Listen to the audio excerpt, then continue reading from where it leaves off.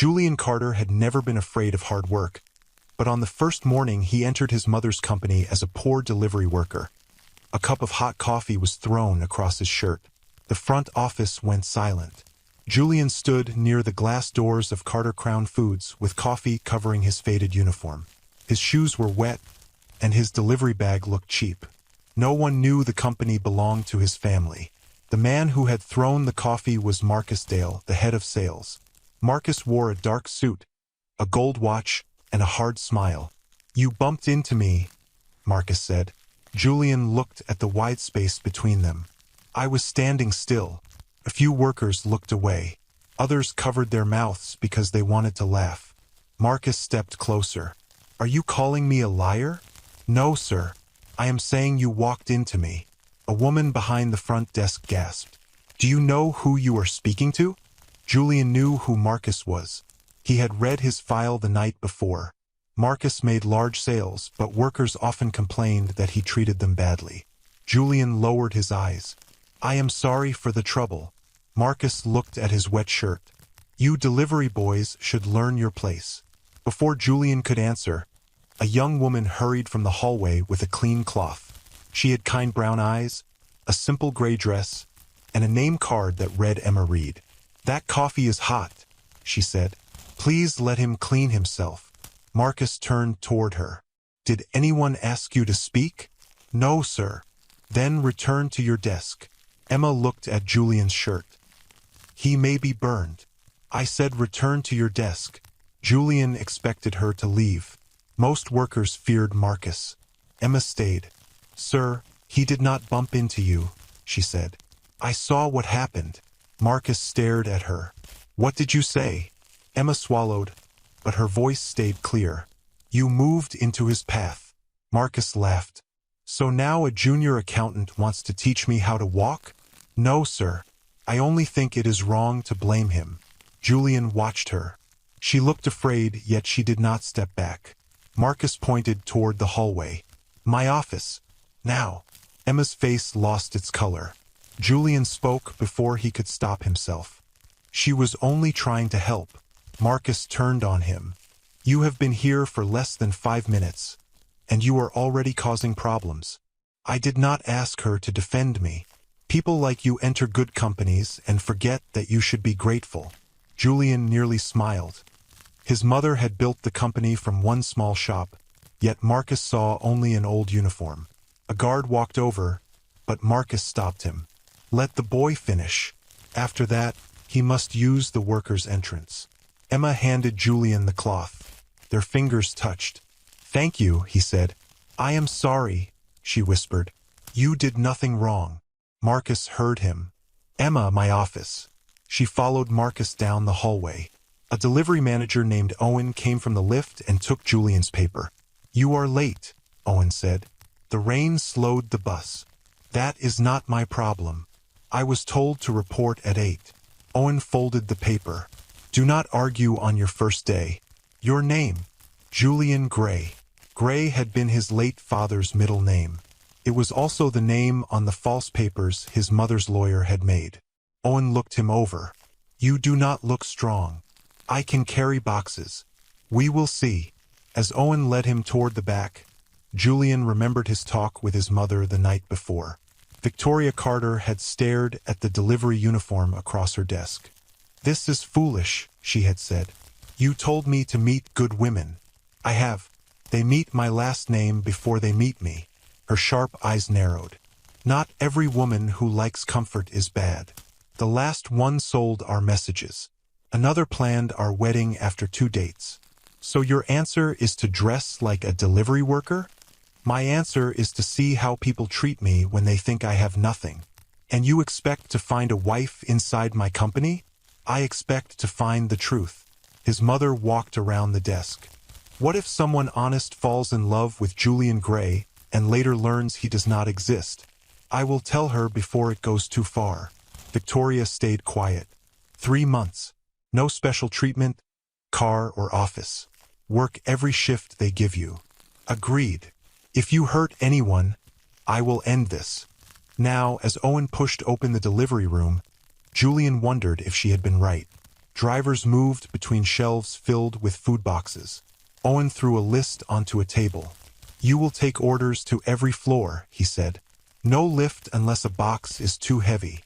"Why?" "The lift is for office staff." "Aren't delivery workers staff?" Owen's eyes narrowed. "Do you want this job?" "Yes." "Then stop asking clever questions." For 4 hours, Julian carried boxes between floors. Some thanked him. Many ignored him. One woman snapped her fingers, and a man dropped rubbish into his bag. Julian remembered them. Near noon, he returned tired and hungry. The coffee mark still covered his shirt. Owen pointed at a chair. "You cannot sit there." "Where do delivery workers eat?" "Outside or near the loading gate." "It is raining." "Then eat quickly." Julian opened his lunch bag. Inside were 2 slices of bread and water. He sat on an empty box near the loading gate while rain blew through the open space. A voice came from behind him. "That is not enough food." Julian turned. Emma stood there holding one covered bowl. Her eyes looked tired, and her name card was gone. "What happened in Marcus's office?" he asked. "He gave me a warning." "Because you told the truth?"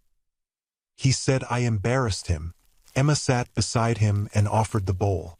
"I cannot take your lunch," Julian said. "You carried boxes all morning. Eat." Julian held the bowl but did not touch the food. "Why did you defend me?" Emma looked surprised. "Because he was wrong. You could lose your job." "I almost did." "Then why risk it for a stranger?" She looked toward the rain. "My father was a driver. People spoke to him as if he was stupid because his clothes were old. He came home and acted like their words did not hurt, but I saw his face." "Where is he now?" "He died 2 years ago." "I am sorry." Emma nodded.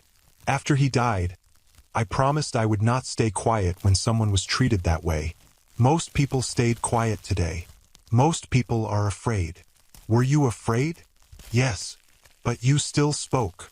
She gave him a small smile. "Being afraid does not always mean you should run." Before Julian could answer, Owen stormed through the loading gate. "Emma, what are you doing here?" "I am on my lunch break." "With him?" "We were eating." Owen looked at the bowl. "Office workers are not allowed here." "There is no sign," Emma said. "I do not need a sign. Return upstairs." Emma picked up Julian's bread. "Come on. We can eat in the hall." Owen blocked her.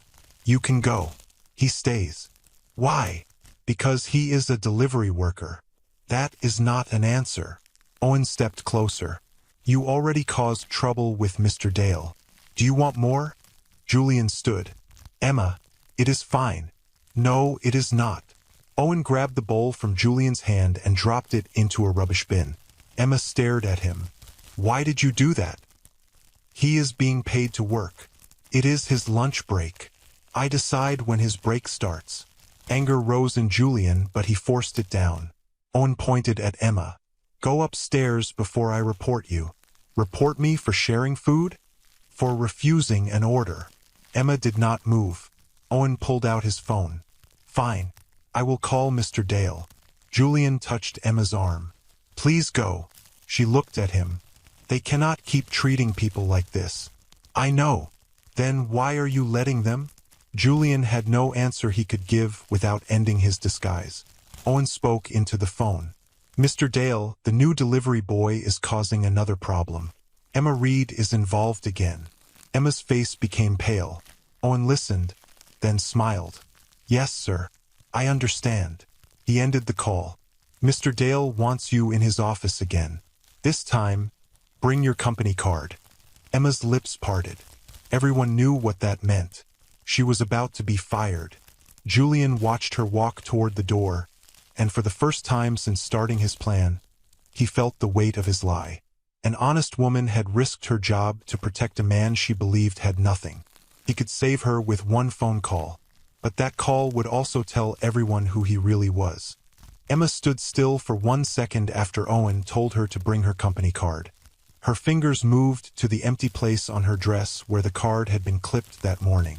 She had left it on her desk after Marcus gave her the first warning. Julian saw fear enter her face. "Emma," he said. You do not have to go alone. Owen laughed. And what will you do? Carry her files? Julian ignored him. I caused this trouble. No, Emma replied. They caused it when they chose to act this way. She turned toward the door, but Julian stepped beside her. I am coming with you. Owen blocked him. Delivery workers are not allowed near the sales office unless they have a package. Julian picked up an empty box from the floor. Now I have one. Owen stared at him. You think you are funny? No. I think she should have someone there who saw what happened. Emma shook her head. Julian, please. You could lose your job too. He almost told her that no one in the building could truly fire him. Instead, he lowered his voice. Then we will both tell the truth. They walked through the hall together while Owen followed behind them. At the sales office, Marcus sat behind a wide desk. Emma's company card lay in front of him. Close the door, he said. Owen closed it. Marcus looked at Julian. Why is he here? He saw what happened, Emma answered. I did not ask you. Julian stepped forward. Mr. Owen threw her food into the rubbish bin. Emma stared at him. Because workers should not be treated like animals. Marcus smiled without warmth. Be careful. I have been careful for 2 years, she said. I arrive early. I stay late. I do work that belongs to people above me. I never complain. And today you decided to become a hero? No. Today I decided not to stay quiet. Marcus picked up her company card.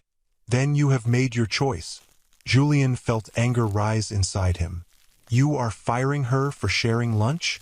I am firing her for refusing orders, disrespecting managers, and creating trouble. She told the truth.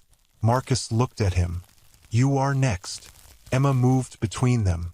Leave him out of this. You brought him into my office. You told me to come. I told you to bring your card. Not a poor man who cannot understand his place. Julian's jaw tightened. Emma placed both hands on the desk. Give me one real reason why I should lose my job. Marcus stood. Because I said so. My mother needs medicine, she said. My brother's school fees are due next week. I am not asking for pity. I am asking you to judge my work. Marcus looked away. Your family problems are not my concern. They were not your concern when you made me work 3 weekends without extra pay. Marcus pointed at her. Do not accuse me. I have the messages. His face changed for a moment. Marcus pushed the company card across the desk. You are suspended until the end of the week. Human Resources will decide what happens next. Emma picked up the card. And until then, you will not be paid. Julian spoke carefully. Can she appeal? Marcus laughed. You learned that word somewhere? Can she? Yes, but the review may take a month. Emma looked at Julian. It is fine. No, it is not. Marcus pointed toward the door. Both of you out. Outside the office, Emma leaned against the wall and closed her eyes. I am sorry, Julian said. For what? For being the reason this happened. She opened her eyes. You did not throw the coffee. You did not throw away my food. You did not suspend me. I could have stayed quiet. So could I. But you need this job. So do you. You think I need it more. Emma gave him a tired smile. Do you not? He could not answer honestly. If you're enjoying this video so far, consider subscribing to my small channel. My wife promised to make me a chocolate chip cookies if I hit 100,000 subscribers before the end of 2026. So it would mean the world to me. That's it, and thanks for listening this far. Now let's continue. Emma left the building with Julian beside her. At least take this, Julian said, holding out his bread. Emma pushed it back. You have not eaten. Neither have you. Emma opened her bag and removed another wrapped piece of bread. You had more food? Julian asked. I kept this for later. For yourself. For my brother. Then do not give it to me. He can eat at school today. Julian stared at her. You were going to give me food meant for him? You looked hungry. That is not a good reason. It is enough for me. She broke the bread in half and placed one piece in his hand. They ate while rain blew against their clothes. Tell me about your family, he said. Emma looked toward the road. My mother became sick last year. Some days she can stand. Some days she cannot leave bed. What does she need? Medicine, tests, and more rest than life gives her. And your brother? Eli is 12. He thinks he is old enough to quit school and work. What do you tell him? That he is not. Your father would be proud of you, he said. Emma swallowed. I hope so. A bus stopped near the gate. I should go home, she said. I need to explain why I may not be paid. Julian wanted to give her money. He had enough in one hidden account to pay for her mother's care for life. But Emma believed he was a poor worker. A sudden gift would expose him. Wait here, he said. Why? I forgot something. He ran back into the building and entered a quiet storage room. Victoria answered at once. You are not meant to call during work. Emma Reed has been suspended. Who is Emma Reed? A junior accountant. She defended me after Marcus threw coffee on me. There was a pause. Why was she suspended? For sharing her lunch and refusing to let Owen treat me badly. Are you asking me to save her? I am asking you to make Human Resources review the case today. That sounds like special treatment. No. Special treatment is allowing Marcus to punish someone because she told the truth. Mother. She supports a sick parent and a young brother. She may lose a week of pay. You have known her for one morning. That is long enough to know she did not deserve this. Victoria sighed. I will order a review, but your name stays out of it. Thank you. Julian. Remember why you went there? I do. You are looking for truth, not trying to control every hard moment. This is not control. It may become that.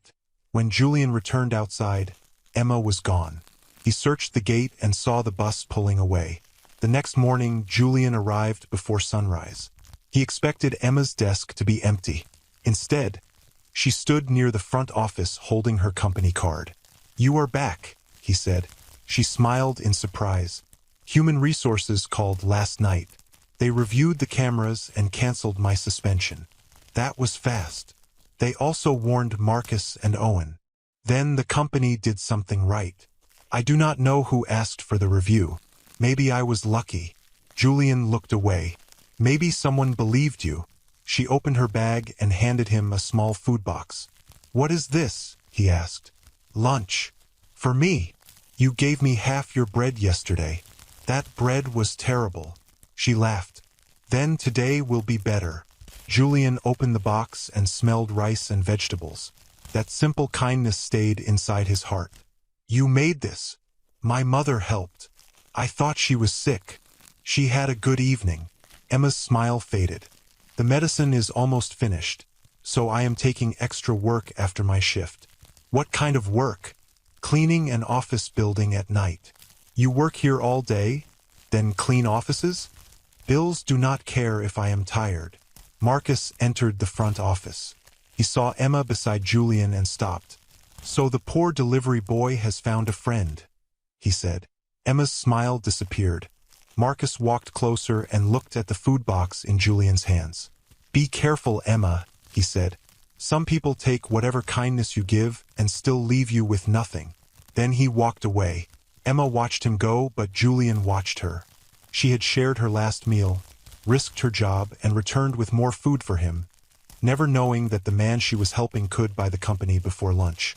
For the first time, Julian began to fear that finding a good woman might be easier than telling her the truth. Marcus walked away, but his warning stayed with Emma. She looked at the food box in Julian's hands and tried to smile. Do not listen to him, Julian said. I try not to. He enjoys making people afraid. Emma lowered her voice. That is because fear works here. Julian looked across the front office. Workers who had laughed at him on his first day now hurried past Marcus with their heads down. A cleaner moved out of his way so quickly that her bucket hit the wall. Does everyone fear him? Julian asked. Most people fear losing their jobs. And Cassandra? Emma glanced toward the glass stairs. Cassandra Bell does not fear anyone. A woman appeared at the top of the stairs as if she had heard her name. Cassandra wore a bright red dress, high shoes, and shining earrings. Her hair fell over her shoulders in smooth waves. Two women walked behind her, carrying files while she held only her phone. Cassandra stopped when she saw Emma beside Julian. "Why are you standing near the front desk?" she asked. Emma lifted a folder. "I am taking these reports upstairs." Cassandra's eyes moved to Julian's old uniform and the lunchbox in his hands. "And why is the delivery boy eating here?" "He has not started eating," Emma said. Cassandra smiled.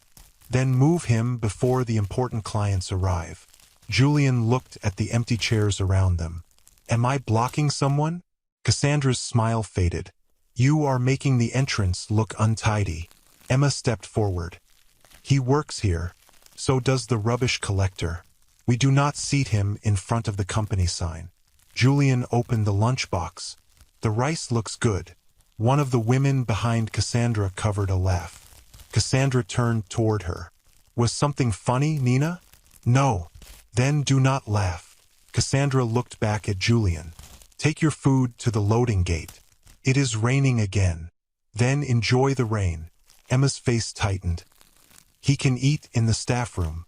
"The staff room is for office workers." Julian asked, "Who made that rule?" "I did." "Do you own the company?" Cassandra stared at him. "What is your name?" "Julian Gray." "I protect this company's image, Julian. Do not question me." Emma placed the folder down. "Leave him alone." Cassandra's eyes narrowed. "Be careful, Emma. Luck does not come twice." Before Emma could answer, a security guard rushed through the doors. "Everyone, move away from the entrance," he said. "Mr. Richard Vale is arriving." The room changed at once. Workers fixed their clothes. Cassandra checked her face, while Marcus and Owen hurried forward with wide smiles. "Who is Richard Vale?" Julian asked. "A rich investor," Emma said. An older man entered with two assistants. Marcus welcomed him with both hands. Richard gave his coat to a cleaner without thanking her. When she almost dropped it, he frowned. "Careful. That coat costs more than your yearly pay." Marcus and Cassandra laughed. Julian did not.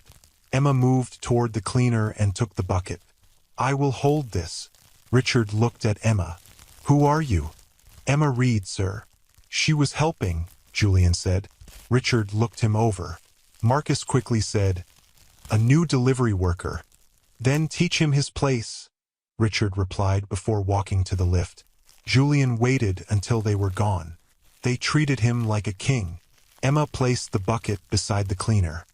"He brings money, and she brings clean floors. The company only notices one of those things." The cleaner whispered, "Thank you, Miss Emma." Emma smiled. "You are welcome." Julian looked at her, and the fear inside him grew stronger. Every kind act made his secret feel worse. Later that afternoon, the workers were called into the main meeting room. Julian entered carrying water bottles. Owen pointed him toward the wall.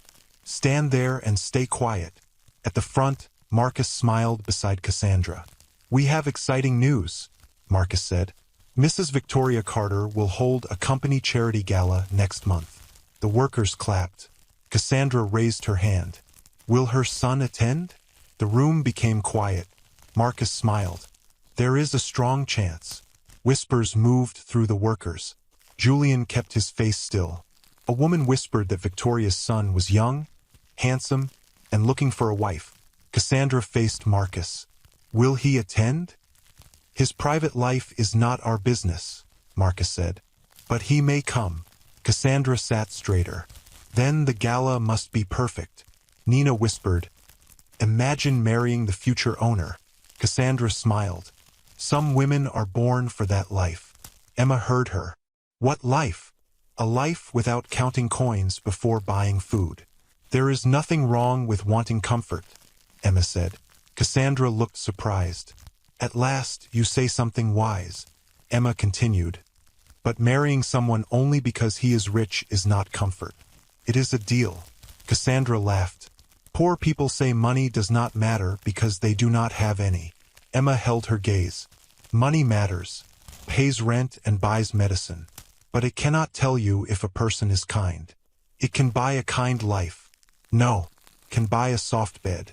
The person beside you may still make every night painful. Julian stopped moving. Cassandra noticed him listening. Why are you standing there? I am giving out water. You finished. One person has none. Then hand it over and leave. Julian placed the last bottle before Emma. After the meeting, workers crowded around Cassandra to discuss dresses and the gala. If Mrs. Carter's son comes, I will make sure he notices me, Cassandra said. Nina smiled. How? Men notice beauty first. What if he wants a kind woman? Another asked. Cassandra looked toward Emma. Then I will pretend to be kind. The women laughed. Julian heard every word. Emma gathered empty papers from the table. Do you really think lying is funny? Cassandra faced her. You think being honest will bring a rich man to your door? I am not waiting for one. Of course not. You have your delivery boy. Emma's cheeks became red. Julian is my friend. A friend who eats your lunch because he cannot buy his own. Julian stepped between them. Do not speak to her that way. Cassandra smiled. Look at that. The poor hero has found his voice. I always had one. Then use it to ask for better shoes. Some workers laughed until Emma looked at them. Then they stopped. Cassandra pointed at Julian. He is standing in a company owned by billionaires while wearing shoes with holes. And he still works harder than many people here, Emma replied. You know him for 2 days. That is long enough to see how people treat him. Cassandra moved closer. You want advice? Stop defending men who cannot help you. Life is hard enough. Emma's voice became softer but stronger. My father had little money. He was still the best man I knew. And where did that goodness leave you? Pain crossed Emma's face. Cassandra, Julian warned. She ignored him. You work all day and clean offices at night. Maybe your father should have cared more about money. Emma's eyes filled, but she did not look away. My father worked until his body failed, she said. Do not use his death to make yourself feel important. Cassandra's smile disappeared. Emma picked up the papers. You may marry the richest man alive one day, but if you keep treating people like this, you will still be poor where it matters. She walked out. Julian followed her and found her wiping her eyes near the stairs. I am sorry, he said. You did not say it. I should have stopped her sooner. You tried. She was cruel. She was honest about how she sees people. Julian looked through the glass wall at Cassandra and the workers around her. Would you truly not care if a man was rich? He asked. Emma gave him a tired look. I would care if he lied, cheated, or treated people badly. Money would not fix those things. And if he was poor, I would ask the same questions. What questions? Does he work? Does he tell the truth? Does he respect people when no one important is watching? Julian felt the last question like a hand around his chest. He had come to the company seeking honesty, and now honesty stood before him, making his own life feel heavier. Emma looked at his face. Why are you asking? No reason. She gave him the empty lunchbox. Bring this back tomorrow. You trust me with it? It is only a box. To Emma, it was only a box. To Julian, it was the first small thing she trusted him to hold. Behind the glass, Cassandra was already planning how to win the billionaire's son. She did not know he stood only a few steps away, dressed as the poor delivery worker she had just mocked. And Julian could not stop thinking about the woman who had defended him again. Julian held the empty lunchbox in both hands as Emma walked away. The box was small, made of cheap plastic, and one corner had been fixed with clear tape. He stared at it longer than he should have. The next morning, he washed it, dried it, and brought it back with 2 fresh rolls inside. Emma opened the box and frowned. What is this? Breakfast. You were meant to return the box. I did. With food. You gave me lunch twice. That does not mean you must repay me. Julian smiled. Then do not call it payment. What should I call it? A bad attempt at cooking. Emma lifted one roll and looked at it. You made this. I bought it. I knew it looked too safe. Then Owen shouted from the loading gate, "Julian, move! Those boxes will not carry themselves." Julian took the box from Emma's hands. "Keep the food. I will see you later." He carried orders from floor to floor until his arms hurt. Near noon, he found Emma waiting beside the back stairs. "I have something for you," she said. Julian looked at the paper in her hand. "Another lunch? A job." He read the page. A small flower shop needed someone to deliver orders in the evenings. "You found this for me? You said the delivery pay here was small." Emma continued, "The owner is a friend of my mother. She needs help 3 nights each week. Do you think I need 2 jobs?" She gave him a careful look. "Your shoes have holes. And yesterday you counted coins before buying water," Emma added. "I am managing," he said. "I know. That is why I did not offer you money." "You thought about it?" "Yes, but you would refuse." "I would. So take the job instead." Julian folded the paper. "What if I already have other plans in the evening?" Emma's face changed. "Then forget it." He saw disappointment in her eyes and quickly said, "I mean, what time does it start?" 6. "I can do it." Her smile returned. "Good. I told Mrs. Lane you were honest." "You told her that before asking me?" "I watched you return a coin that fell from Owen's pocket." "He did not thank me." "That did not make it less honest." Julian felt the weight of his secret again. Emma trusted him because she believed he told the truth. Yet even his name was false. That evening, Emma walked with him to the flower shop. It stood on a quiet street between a bakery and a repair store. Mrs. Lane was a round woman with bright eyes and a loud voice. "So this is the young man?" she asked. "Yes," Emma said. Mrs. Lane looked Julian over. "Can you ride a bicycle?" "Yes." "Can you read addresses?" "Yes." "Can you smile?" Julian smiled. Mrs. Lane shook her head. "That one looks expensive. Try a poorer smile." Julian tried again. "Better. Much better," Mrs. Lane said. "You start tonight."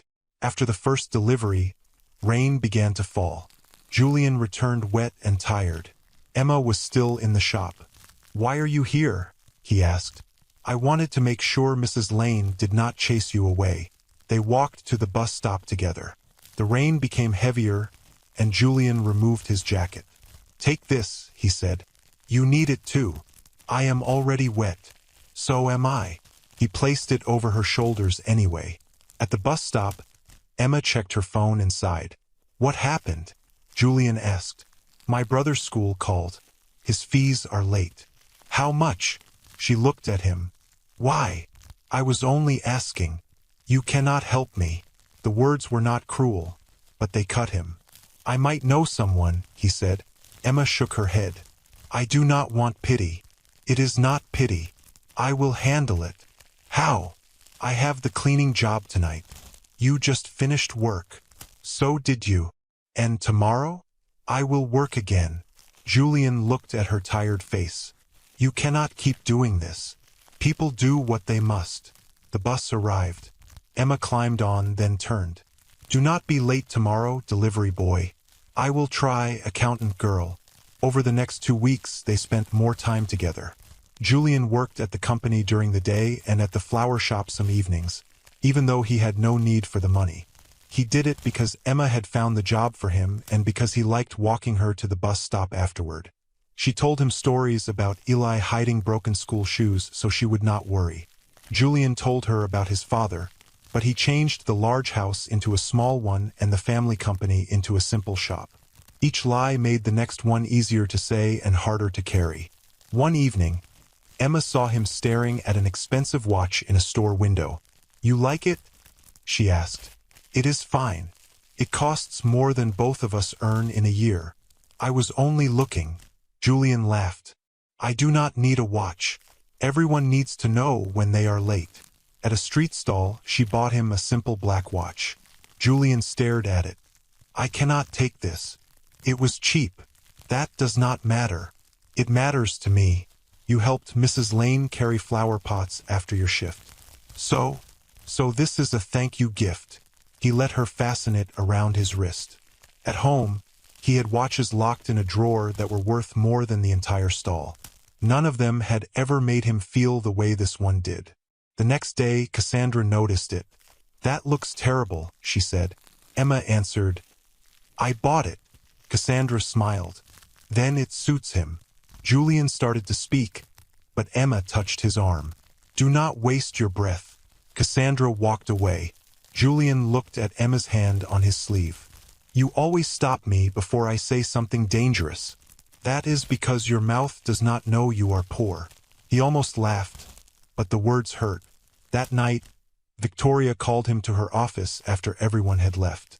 Julian entered through a private door and removed his delivery cap. His mother looked at the cheap watch. "Where did that come from?" "Emma gave it to me." Victoria leaned back. "The same Emma who shared her food?" "Yes." "The same Emma whose job you saved?" "She does not know that. And now she believes you need extra work. She found me a job at a flower shop." Victoria stared at him. "Did you take it?" "Yes." "Julian, you own part of this company. I know. You have drivers, houses, and more money than you could spend. Yet that woman thinks you count coins for water. I needed the disguise to be real. A disguise becomes a lie when another person builds trust on it." Julian looked away. Victoria continued, "Do you care about her?" "Yes." "How much?" "More than I planned." "Then tell her." "I cannot yet." "Why?" "Because the moment I tell her, I will never know if her feelings stay the same." Victoria stood. "You already know what she is like.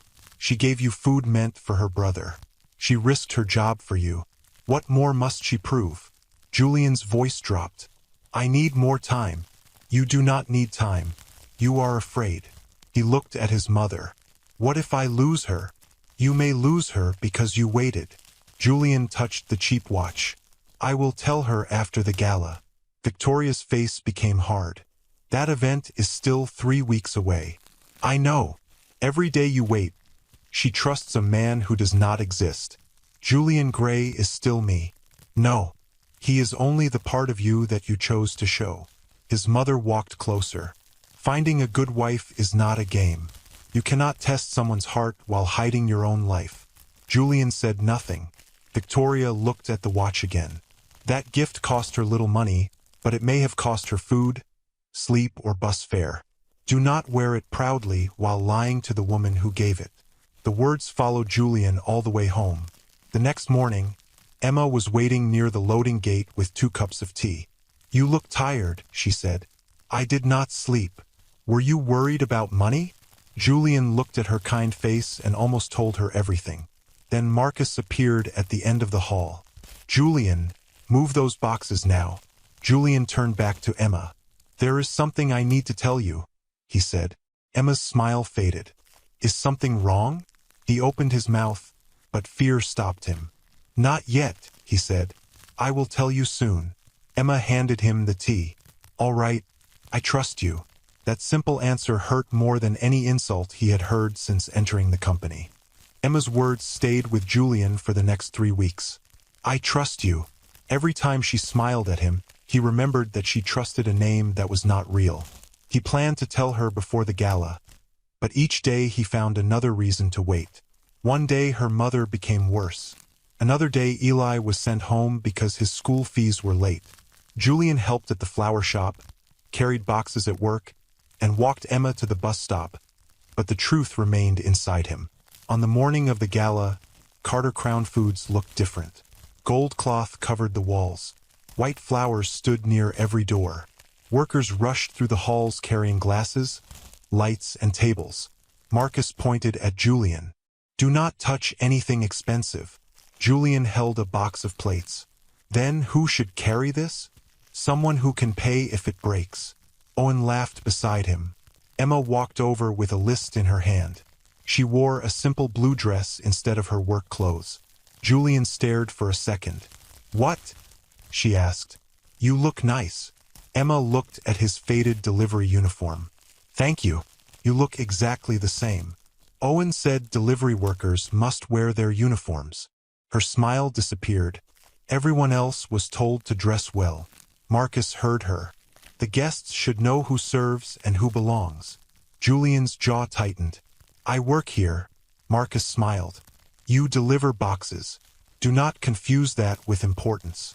Emma stepped forward, but Julian touched her arm. Not today, he said. Marcus walked away. Emma looked at him.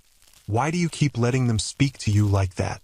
Because people reveal more when they believe there is no price for being cruel. That sounds like something a rich old man would say. Julian gave a weak laugh. Maybe I heard it somewhere. By evening, costly cars filled the road outside. Business leaders, actors, and city officers entered the hall.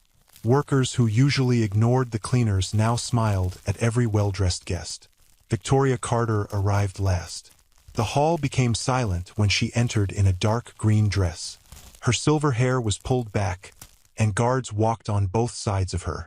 She looked toward Julian for only 1 second, then continued to the front. Emma leaned close.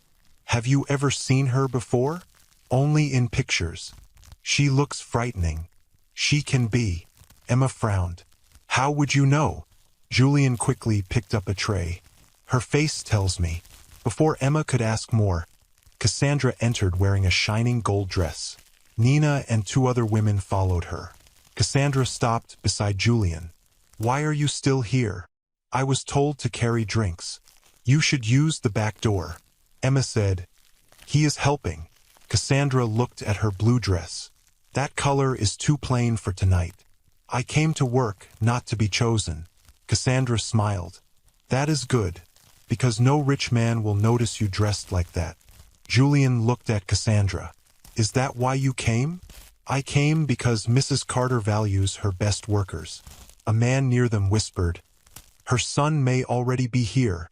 Cassandra turned quickly. What did you say? The man lowered his voice. I heard Mrs. Carter's son is among the guests, but he wants to see how workers act when they do not know who he is. The rumor moved through the hall like fire. Nina grabbed Cassandra's hand. What if he is one of the young businessmen? Cassandra scanned the room. Find out who arrived alone. Another worker said. Maybe he is wearing a simple suit to hide. Marcus joined them. Listen carefully. Be polite to every rich guest. One of them may be the future owner. Julian nearly dropped the tray. Emma noticed. Are you all right? Yes. You look nervous. It is heavy. She took 2 glasses from the tray. Better. Much. Music began and Victoria welcomed everyone. She spoke about helping poor families, building schools, and caring for workers. Julian watched Marcus clap loudly, though he had thrown away a worker's lunch only weeks before. After the speech, the guests began to mix. Cassandra moved from one young man to another. She laughed at every joke, touched arms, and asked careful questions about family names. Nina returned looking excited. The man near the window owns 3 hotels. Cassandra looked at him. Too old. There is another near the stage. His father owns a bank. Already married. What about the tall man in gray? Cassandra watched him. Find out his last name. Emma shook her head. This is embarrassing. Cassandra heard her. At least I am trying to change my life. By hunting a man you have never met? By using my chance. Emma looked at Julian. Some chances should be left alone. Cassandra followed her eyes and laughed. You really like him? Emma's face turned red. He is my friend. A friend in a dirty uniform. Julian said. My uniform is clean. It still tells everyone what you are. Emma stepped beside him. And your dress tells everyone what you want them to think you are. Cassandra's smile faded. You should be careful. Mrs. Carter's son may hear you. I hope he does. What would you say to him?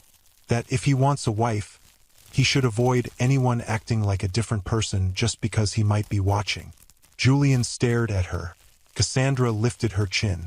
And he should choose a poor accountant who brings lunch to delivery boys? Emma's voice stayed calm. He should choose whoever tells him the truth. The words struck Julian harder than she knew. Suddenly, a guard walked toward them. You, he said, pointing at Julian. Come with me. Emma moved closer. What happened? The event manager says he is not on the guest list. I am working. The guard looked at the uniform. Delivery staff were told to leave after setup. Owen appeared behind him. I told you to go an hour ago. No, you did not, Julian said. Owen smiled. Are you calling me a liar again? Marcus came over. What is the problem? This delivery worker refuses to leave, the guard said. Marcus looked around at the important guests. Take him out through the back. Emma stepped between Julian and the guard. He was asked to serve drinks. Marcus lowered his voice. Do not make another scene. You are the one making it. Cassandra looked toward a young man in a white suit. Emma, let them handle it. We have guests to meet. Nina pulled at Cassandra's arm. That man may be him. Cassandra left at once. Several workers followed, leaving Julian alone with Emma. The guard reached for Julian's arm. Emma blocked him. Do not touch him. He must leave. Then I am leaving too. Julian looked at her. Emma, stay. No. This event could help your career.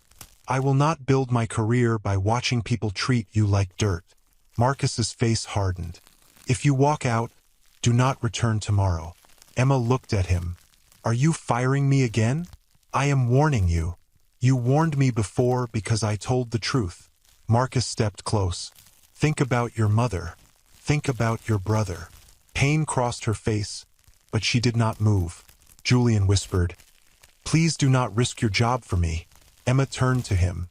You once asked why I defended you. I told you my father was treated like he was nothing. I will not become the kind of person who stands and watches. The guard looked at Marcus. What should I do? Marcus pointed toward the back doors. Remove him. Emma took Julian's hand. The whole hall seemed to fall away for him.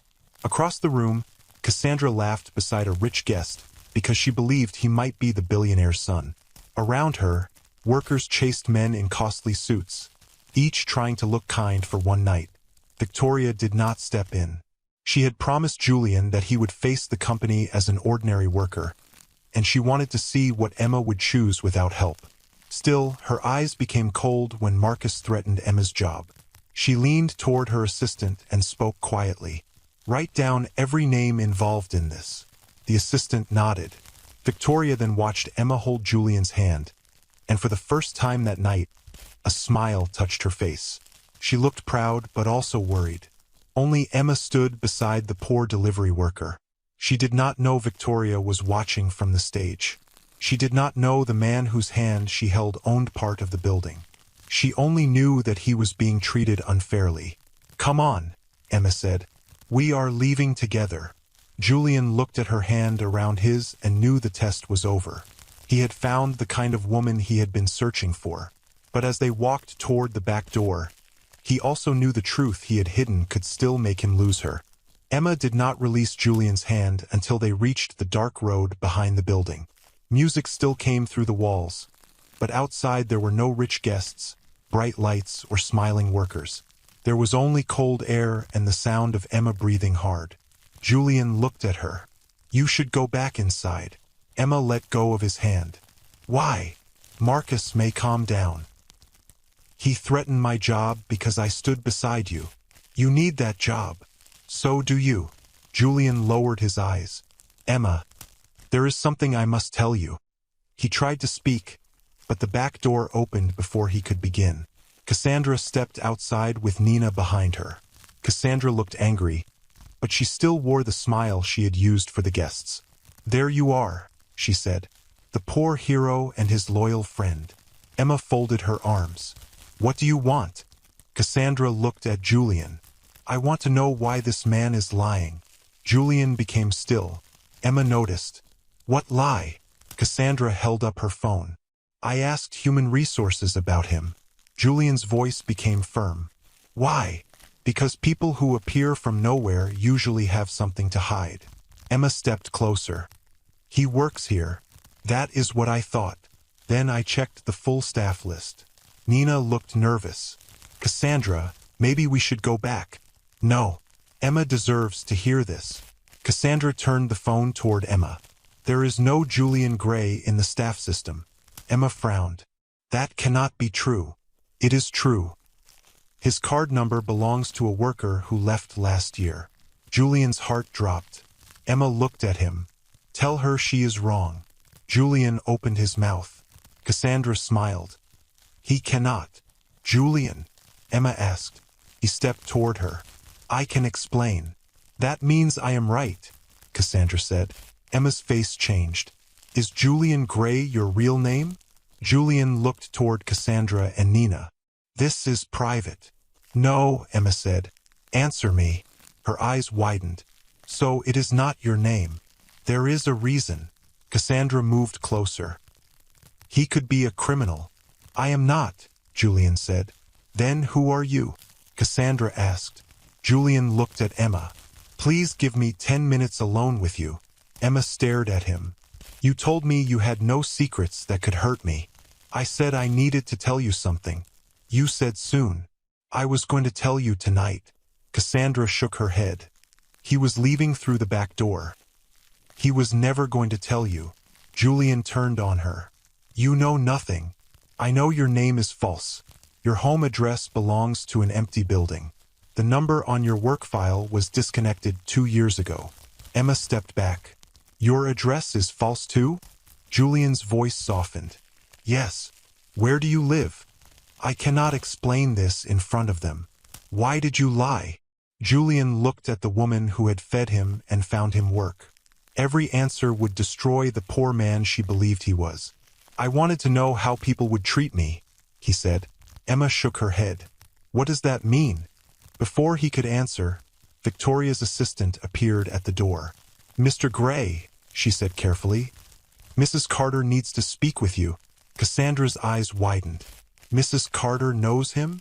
The assistant corrected herself. She wants to speak to all workers involved. Julian looked at Emma. Wait here.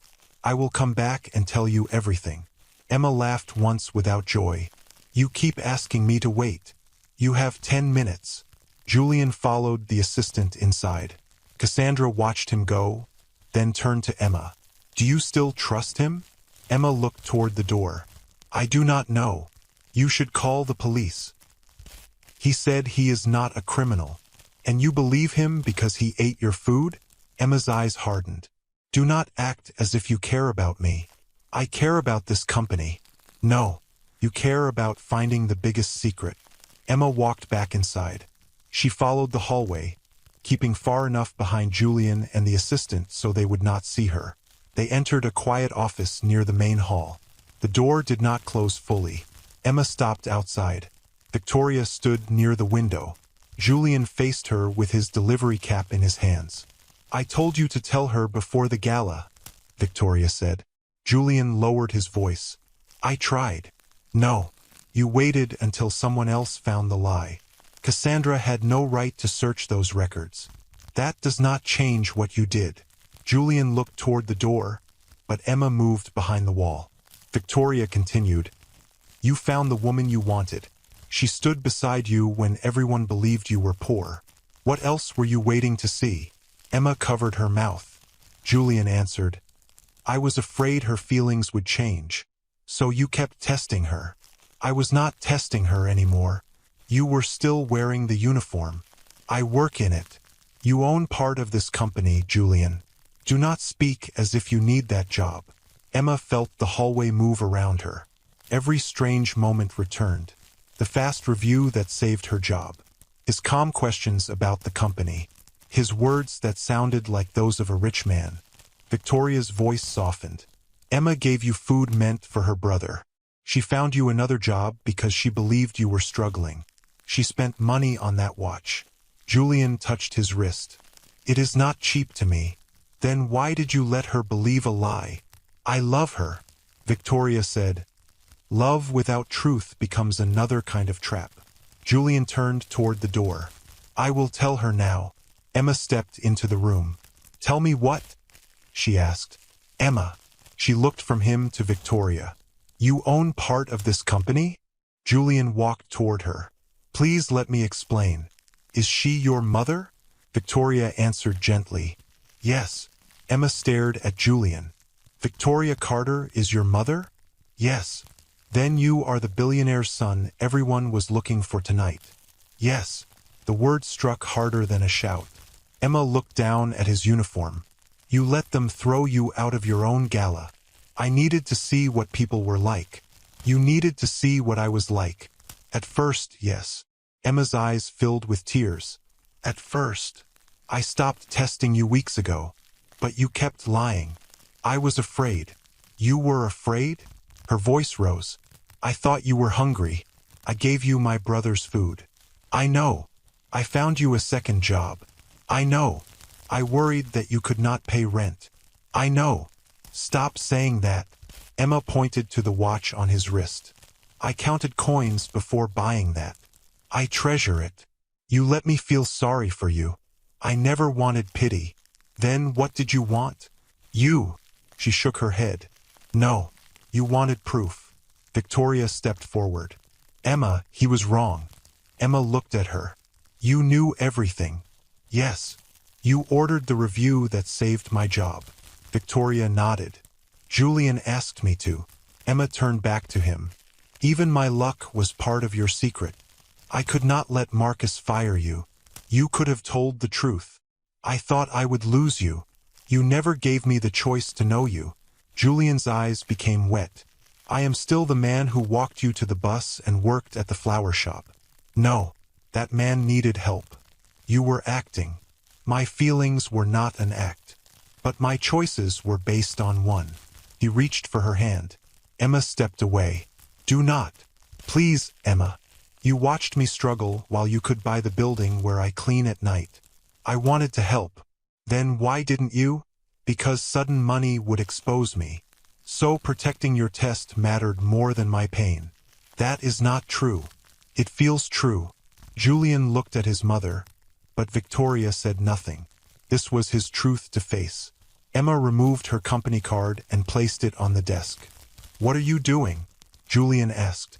I cannot stay here tonight. You do not have to leave your job. I am not leaving my job. I am leaving you. The words cut through him. Emma, give me one chance. She wiped her tears. I gave Julian Gray many chances. He is part of me. No.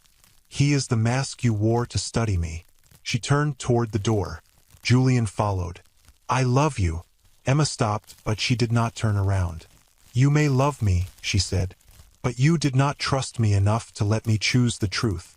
Then she walked down the hallway, past the music, the lights, and the guests still searching for the billionaire's son. Julian stood behind her in the poor delivery uniform, finally revealed as the richest man in the room and feeling poorer than he had ever felt before.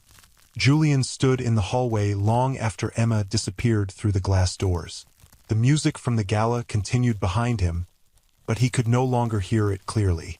All he could hear was her final sentence. You did not trust me enough to let me choose the truth. Victoria came out of the office and stopped beside him. Go after her, she said. Julian looked toward the empty hall. She does not want to see me. That does not mean you should stand here feeling sorry for yourself. I hurt her. Yes. He looked at his mother. You do not have to say it so quickly. You came to my company to find an honest woman. You found one. Then you punished her for being honest by hiding the truth. Julian lowered his eyes to the cheap watch on his wrist. I will fix it, he said. Victoria's voice softened. You cannot fix trust with one speech. What should I do? Start by telling the full truth. Then accept that she may still walk away. Julian nodded, but before he could move, Grace Hall, the head of company safety, rushed toward them with a frightened look. Mrs. Carter, we have a serious problem. Victoria turned. What happened? Money is missing from the company account. How much? $2 million. Julian forgot Emma for 1 second. When? The transfer happened during the gala. Victoria's face became hard. Lock the finance floor. No one touches a computer until we check every record. Grace nodded. There is more. The transfer came from an accountant's account. Whose? Julian asked. Grace hesitated. Emma Reed. Julian stared at her. That is impossible. Victoria looked at him. Where is Emma now? She just left. Grace lifted her phone. Security has already been told to stop her at the front gate. Julian ran before either woman could speak.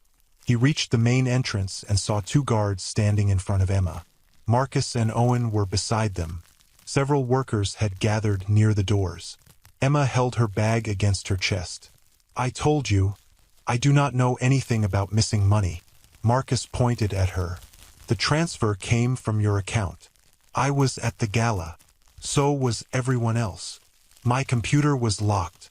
Owen laughed. "Then someone knew your password." "No one knows it." Marcus stepped closer. "Maybe you made the transfer before coming downstairs." Emma saw Julian and her face became colder. "Do not come near me," she said. Julian stopped. "Emma, I heard what happened. Then you also know I did not do it." "Yes." Marcus looked at him. "This is company business. Delivery workers should stay out of it." Julian almost told him the disguise was over, but Victoria appeared behind him. "Everyone stays," she said. The workers became silent.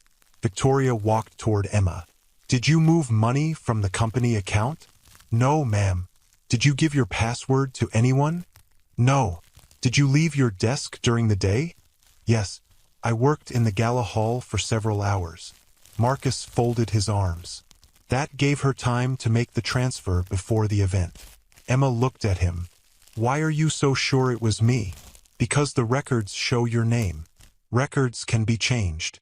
Marcus smiled. "Now the poor accountant understands computers?" Emma's face tightened. "I understand that you already decided I am guilty." Julian looked at Marcus. Something about his calm smile felt wrong. "Show me the record," Julian said. Marcus laughed. "Why would I show you anything?" Victoria spoke without looking at him. "Show him." Marcus's smile disappeared. "Mrs. Carter, this man is only a delivery worker. I gave an order." Grace handed Julian a tablet. The record showed Emma's name, work number, and password. It also showed that the money had been sent to an empty company outside the country.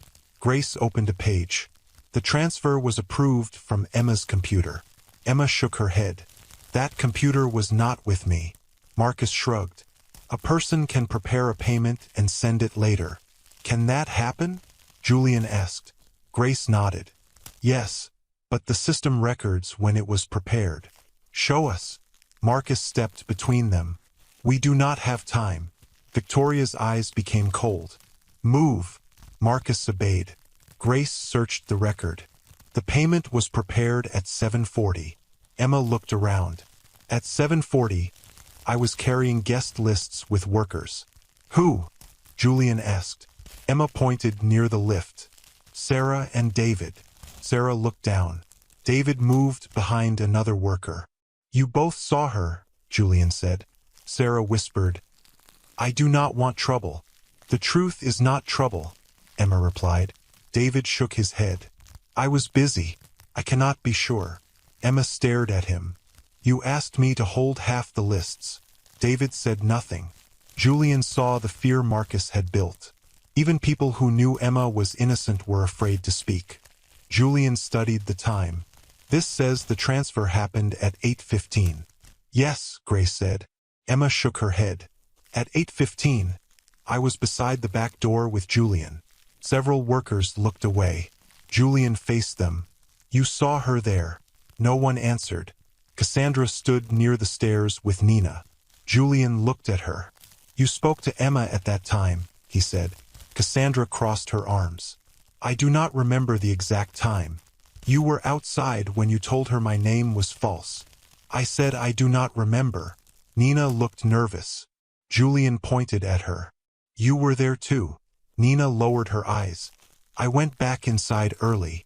"That is a lie," Emma said. "You stayed with Cassandra." Marcus raised one hand. "This is wasting time. The police should handle it." Emma stared at him. "You called the police already?" "They are on their way." Victoria looked at Grace. "I did not order that." Grace shook her head. "Neither did I." Marcus spoke quickly. "I called because money was stolen." Julian stepped closer to him. "Before the company finished checking?" The evidence is clear. No, Julian said. It is easy. Marcus frowned.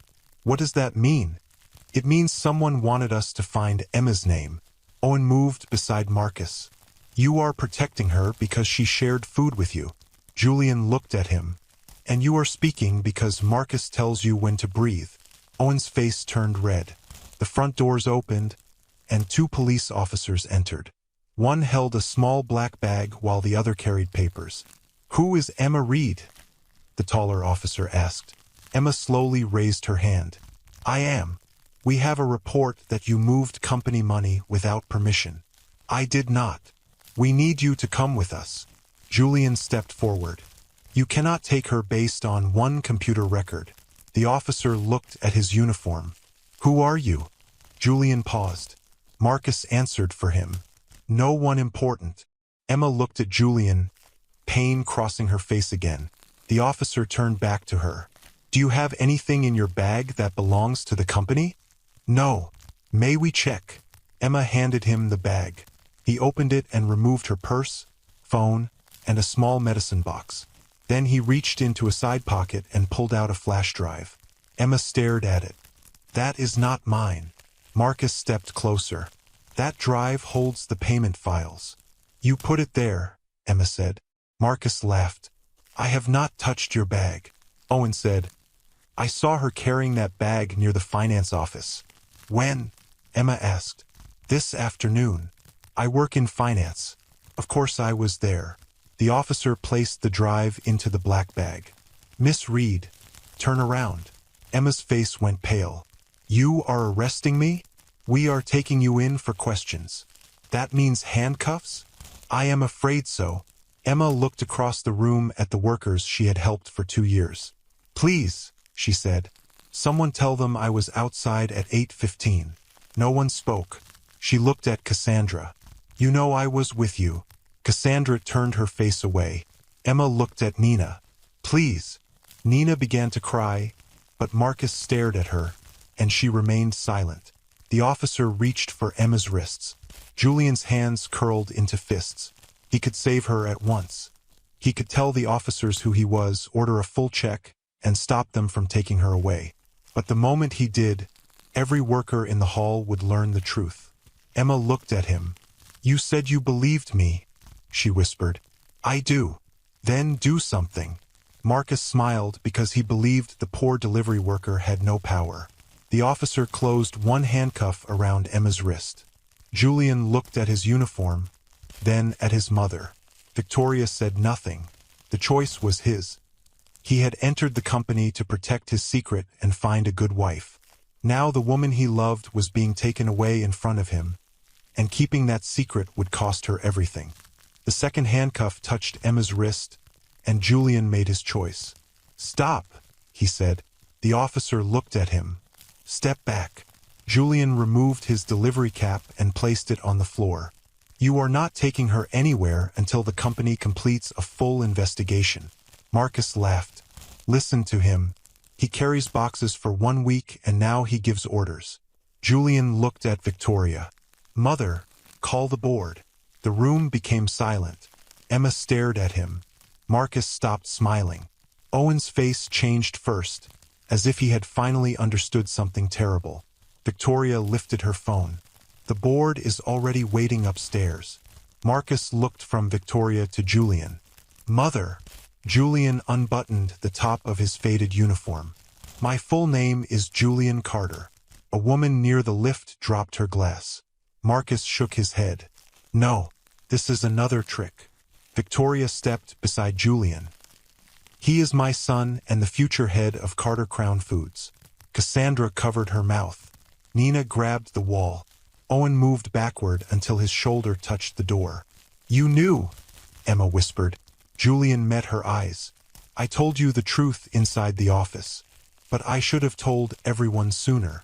The officer holding Emma's wrist looked at Victoria. Mrs. Carter, do you want us to stop? I want you to remove the handcuffs, Victoria said. Then come upstairs. We are going to show you who truly moved the money. Marcus stepped forward. The records already show who did it. Julian faced him. Then you should have no fear of another review. I do not fear you. Your hands are shaking. Marcus placed them behind his back. The officer removed the handcuffs. Emma rubbed her wrist but did not thank Julian. Victoria pointed toward the lift. Everyone involved will attend the board meeting. Marcus, Owen, Cassandra, Nina, Emma, Grace, and Julian. Marcus frowned. Why Cassandra and Nina? Because they were witnesses, Julian said. Cassandra looked at Marcus. Witnesses to what? He did not answer. They entered the large boardroom on the top floor. 12 directors sat around a long table. A screen covered one wall. Julian stopped near the door in his delivery clothes. One director looked confused. Mrs. Carter, where's your son? Victoria pointed at Julian. He is standing there. Julian walked to the head of the table. An assistant entered carrying a dark suit inside a cover. Victoria said, Your clothes are in the side room. Julian looked at Emma. I will be back. She turned away. 5 minutes later, the door opened again. Julian entered wearing a black suit, white shirt, and polished shoes. The cheap watch Emma had given him remained on his wrist. Cassandra fixed her hair. Owen lowered his head. Marcus pressed his lips together. Julian sat beside his mother. Begin. Grace connected her tablet to the screen. The missing money was sent at 8:15. The payment was prepared on Emma Reed's computer at 7:40. Marcus said, We already know that. Grace ignored him. The first problem is that Emma's company card was used to enter the finance floor at 7:38. Emma nodded. I was carrying guest lists then. Julian looked at Sarah and David, who had been brought into the room by security. Will you tell the truth now? Sarah's eyes filled with tears. Emma was with us. David nodded. She never went back to finance. Marcus hit the table. They are changing their story because they are afraid of the Carters. Sarah looked at him. No. I lied before because I was afraid of you. Grace changed the image. The hall camera shows Emma beside Sarah and David from 7:26 until 7:52. Emma closed her eyes for 1 second. Julian asked, Then who used her card? Grace played another video. A person wearing a cleaner's coat entered the finance floor with Emma's card. The hood covered the person's face. Owen leaned forward. You cannot see who that is. Not in this video, Grace said. She played a second recording from the loading gate. It showed Owen taking a cleaner's coat from a storage hook at 7:20. The room turned toward him. Owen stood. That proves nothing. Grace froze the screen. The coat has a tear near the left pocket. She returned to the first video and enlarged the figure entering finance. The same tear was visible. Owen's face became pale. Marcus spoke quickly. Perhaps Owen was helping with the event. Julian asked, By hiding his face and using Emma's card? Owen looked at Marcus. You said the cameras were off. The room fell silent. Marcus rose. Be quiet. Owen realized what he had said. Julian leaned forward. Who told you the cameras were off? Owen looked at the floor. Answer him, Victoria said. Owen's voice shook. Marcus. Marcus pointed at him. He is lying to save himself. Grace opened another file. At 7:12, Marcus sent Owen a message. It said, Use the card, prepare the transfer, and leave the drive in her bag. Emma stared at Marcus. Marcus laughed once. Anyone can create a message. The message came from your company phone, Grace said. It was deleted, but our safety system kept a copy. Julian looked at Emma. The flash drive was placed in your bag during the gala. Grace played another video. Marcus stood beside Emma's chair while she was near the back door with Julian. He bent over her bag for 4 seconds, then walked away. Emma's face filled with anger. You put it there. Marcus looked around the room. I was looking for a guest list. In the side pocket of my bag? Marcus had no answer. Grace continued. The empty company that received the money was created 6 months ago. Its owner is listed as a man named Peter Dale. Julian looked at Marcus. Your brother. Marcus's face hardened. My brother owns many companies. This one has no office, no workers, and no business, Grace said. Victoria placed both hands on the table. Why did you steal from my company? Marcus looked toward the directors.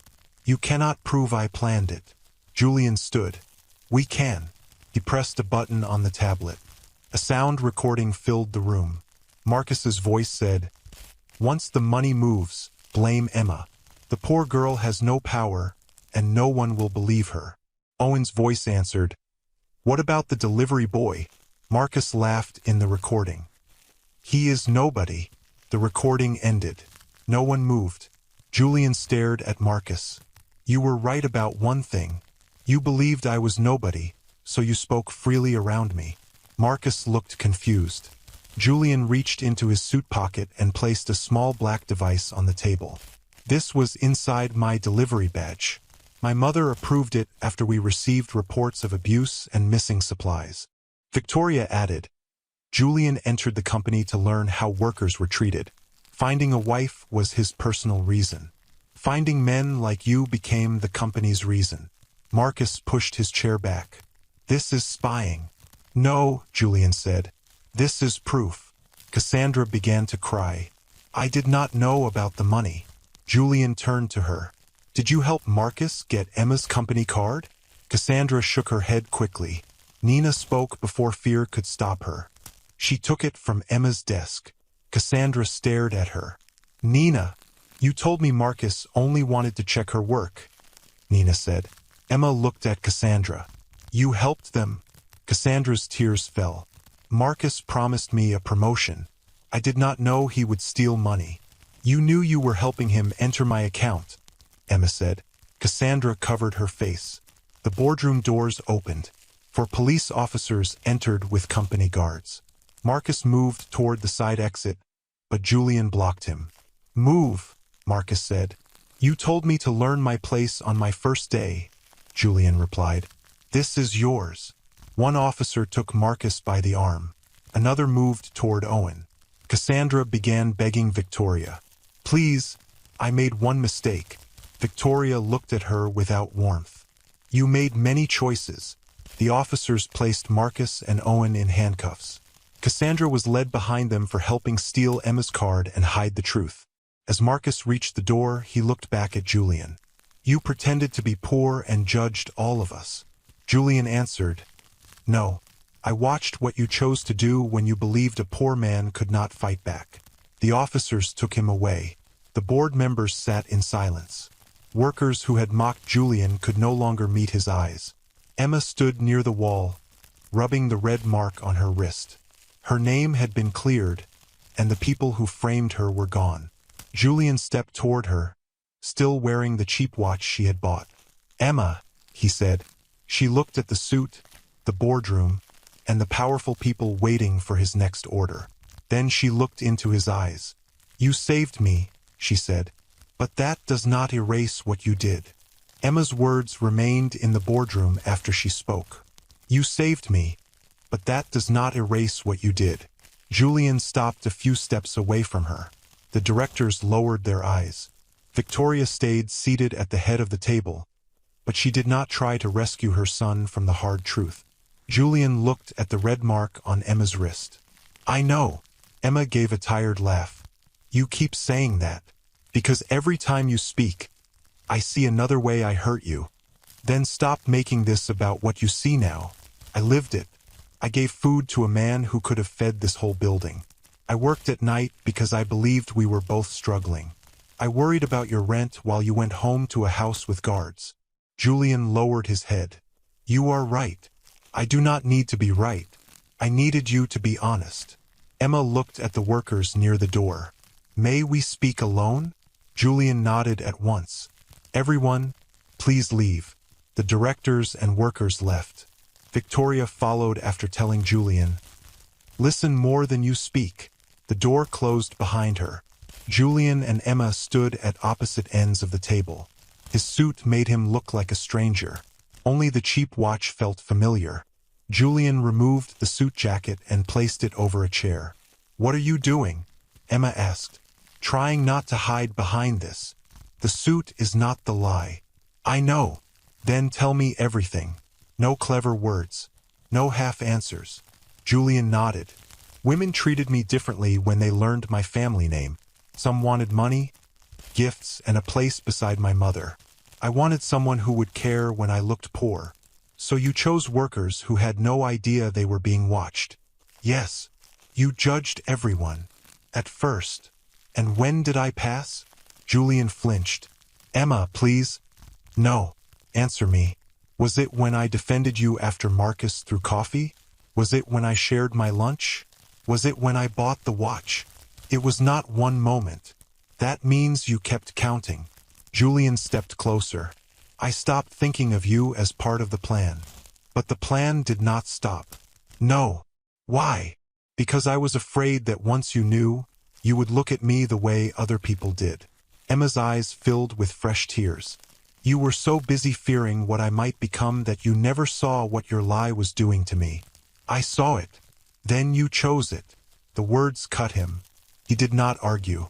Julian reached into his pocket and placed a set of keys on the table. Emma stared at them. What is that? A house near your mother's hospital. It is in your name. Her face became cold. Take it back. It would make life easier for your family. I said take it back. I am not trying to buy you.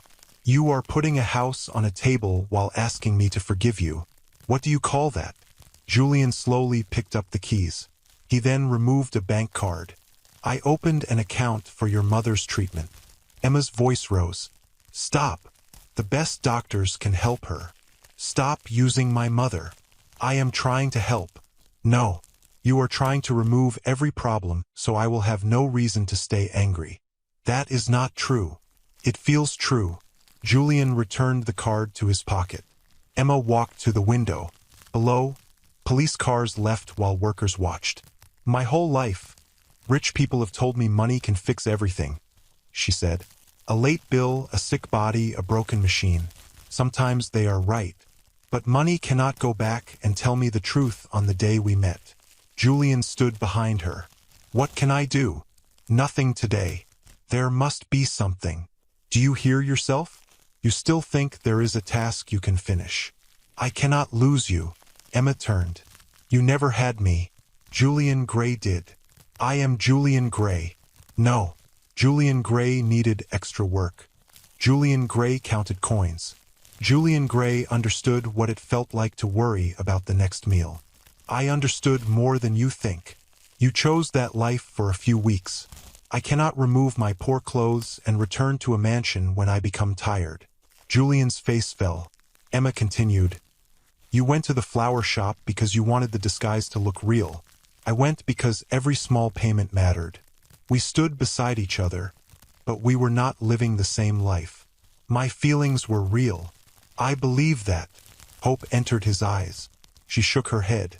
Believing you loved me does not mean I can trust you. Julian looked at the cheap watch. Should I give this back? Emma looked at it for a long moment. No. Keep it. Why? So you remember that something can cost very little money and still mean more than an expensive gift. He covered the watch with his hand. Emma walked to the table and picked up her company card. I came here to work. Today, I was accused, handcuffed, and questioned in front of people who knew I was innocent. You have been cleared. My name is clear, but this place is not safe for me. I can remove anyone who treated you badly. That will not remove the memories. What are you saying? I am leaving Carter Crown Foods. Julian's face changed. No, it is my choice. You need the salary. I will find another job. What about your mother's medicine? I will handle it. You should not have to carry everything alone. I did not ask you to carry it. He moved around the table. At least let the company pay you for what happened. I will accept the pay I earned and nothing more. You were framed inside our building. You deserve something. I deserve peace. Julian stopped. Emma removed the company card and placed it before him. I am giving notice today. You do not have to leave immediately. I do.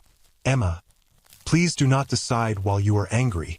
She looked him directly in the eyes. Do not speak to me as if I cannot understand my own mind. That is how this began. Julian stepped back. You are right. Leaving will be hard. But if I stay, every door will remind me that I was watched, and every kind act will feel like another test. No one will ever test you again. You cannot promise what other people will do. You can only choose what you will do. He nodded slowly. Then I promise I will never lie to you again. Emma picked up her bag. Make that promise to yourself. She walked toward the door. Julian's voice stopped her. Do you love me? Her hand remained on the handle. Yes, she whispered. He took a breath. Then why are you leaving? Because love is not always enough to make a place safe. She opened the door. Victoria stood outside, as if she had been waiting without listening. Emma held out her company card. I am resigning. Victoria looked at the card but did not take it at once. You can stay. Marcus is gone, and your name is clear. I know. You worked hard for this job. I did. Then why give it up? Emma looked back at Julian. Because I need a life that is not built around his test. Victoria took the card. I understand, she said. Julian stared at his mother. You are letting her leave? Victoria faced him. She is not asking permission. I can make things right here. No, Julian. You can make the company better. Emma must decide what makes her life better. Emma thanked Victoria and walked toward the lift. Julian started after her, but his mother caught his arm. Let her go. She loves me. That does not mean she owes you another chance today. I found the woman I was looking for. Victoria's voice became firm. You keep saying that as if she were a prize hidden inside my company. Julian went still. You wanted a good wife, Victoria continued. But did you stop to ask whether you were ready to be a good husband? He looked down. A good husband does not test love, use money to repair every wound, or hide the truth until trust breaks. I know I failed. Then learn without asking Emma to carry your lesson. The lift doors opened. Emma stepped inside and met Julian's eyes. He wanted to run after her and offer anything that might make her stay. Instead, he stood still. He said nothing. The doors closed. Julian looked at the cheap watch on his wrist. For the first time, he understood that finding a good woman had never been the hardest part. The hardest part was becoming a man worthy of her trust. The lift doors stayed closed, and Julian remained beside his mother until the numbers above them showed that Emma had reached the ground floor. He wanted to run after her, but Victoria kept one hand on his arm. She asked for space, Victoria said. What if space becomes forever? Then you will still have to respect it. Julian looked at the cheap watch on his wrist. I do not know how to fix this. Stop trying to fix Emma, Victoria replied. Fix the man who hurt her. The next morning, Julian entered Carter Crown Foods wearing the same delivery uniform. Workers stared as he crossed the front office. Some moved out of his way. Others lowered their heads. Owen and Marcus were gone, but fear still remained. A new delivery worker rushed to open the private lift for him. Julian stopped. Why are you doing that? You are Mr. Carter. Yesterday, this lift was not for delivery workers. The man looked confused. But you are not really one of us. Julian stepped away from the lift. That is the problem. He used the stairs. For the next month, Julian worked with the delivery team every day. He carried boxes, rode in hot trucks, and listened when workers spoke. This time he did not hide his name. He also did not sit in a rich office while asking poor workers what they needed. One driver named Ben showed him a torn seat inside a delivery van. We reported this 5 times, Ben said. Owen said the company had no money. Julian touched the broken seat. Did he say that before or after buying his new office car? Ben gave a weak smile. After. Replace every unsafe seat, Julian told the transport head. Check every van before tomorrow. The transport head nodded quickly. Yes, sir. Ben folded his arms. Will this last after you leave? Julian looked at him. Do not trust my words yet. Watch what I do. He changed the rule that forced workers to eat near the loading gate. A clean dining room was opened for everyone. Office workers, cleaners, guards, and drivers used the same tables. He also ordered extra pay for late work and gave workers a private way to report cruel managers. When Victoria read the new plan, she raised one brow. "This will cost money," she said. "We have money. That has never stopped a company from being greedy." Julian nodded. "Then we stop being greedy." He used part of Marcus's empty office to create a worker help desk. Another room became a small health center. Workers could bring sick family members for simple care, and the company paid part of serious hospital bills. Julian wanted to place Emma's mother on the plan at once, but he stopped himself. "She did not ask," he told Victoria. His mother smiled. "You are learning." Emma found work at a small book company across town. The pay was lower, but the office was quiet, and her manager spoke to workers with respect. She still cleaned offices at night twice each week. Julian did not send money, a car, or gifts. He wrote one letter. "I am sorry. I will not ask you to answer. I only want you to know that I am changing the things I should have changed long ago." Emma read it but did not reply. 2 months passed. One evening, Mrs. Lane called Julian to the flower shop. "You have been standing outside for 10 minutes, she said. "Come in or go home." I was deciding whether Emma would think I followed her. "She comes here on Fridays." "I know." Mrs. Lane narrowed her eyes. "How? You told me last week. Then you did not follow her." "Enter." Emma stood near the back table, tying white flowers. When she saw Julian, her hand stopped. "What are you doing here?" she asked. "Mrs. Lane asked me to repair the delivery bicycle." Mrs. Lane called from the front. "That is true." Emma looked at his simple shirt and work trousers. "You own cars. The bicycle still needs repair." He knelt beside it and worked quietly. Emma watched him for a while. "I heard about the company changes," she said. Julian kept his eyes on the wheel. "Are they good?" "The workers say they are. That matters more than what the board says." "Ben said you still make deliveries." "Sometimes." "Why?" "Because I made rules about jobs I did not understand." Emma placed the flowers down. "Are you doing all this for me?" Julian stood slowly. "At first, I wanted to prove something to you. Then I understood the workers needed those changes even if you never spoke to me again." She studied his face. "That is a better answer. I have missed you. I have missed you too." Hope moved across his face, but he did not step closer. Emma continued, "Missing someone does not mean trust has returned." "I know. Then what do you want?" "A chance to speak to you sometimes. No tests, no gifts, no secret help. And if I say no, I will leave." Emma looked toward Mrs. Lane, who quickly pretended to arrange flowers. "1 cup of tea," Emma said. "That is all." Julian smiled. 1 cup. They sat at a small shop across the road. Julian told her about every company change, including the mistakes he had made while trying to move too fast. Emma told him about her new job and Eli's school. "My mother is stronger this month," she said. A local health group helped with her medicine. Julian became still. "I did not arrange that. I checked." "I am glad you checked. So am I." They met again the next week, then the week after that. Julian never arrived with guards. He never offered money. When Emma spoke, he listened instead of trying to solve every problem. One afternoon, Eli found them walking near the flower shop. "So you are the fake poor man," Eli said. Julian looked embarrassed. "That is one way to say it." Emma frowned. "Eli, what?" "He lied." Julian nodded. "He is right." Eli looked at the watch on Julian's wrist. "You still wear the cheap watch?" "It is my best one." "It looks terrible." Emma laughed before she could stop herself. That laugh broke the last wall between them. 3 more months passed before Julian asked Emma to visit Carter Crown Foods. She entered through the front doors and saw drivers eating beside directors. Cleaners used the main lift. A board on the wall listed worker leaders who could attend company meetings. Ben walked over. "Miss Emma.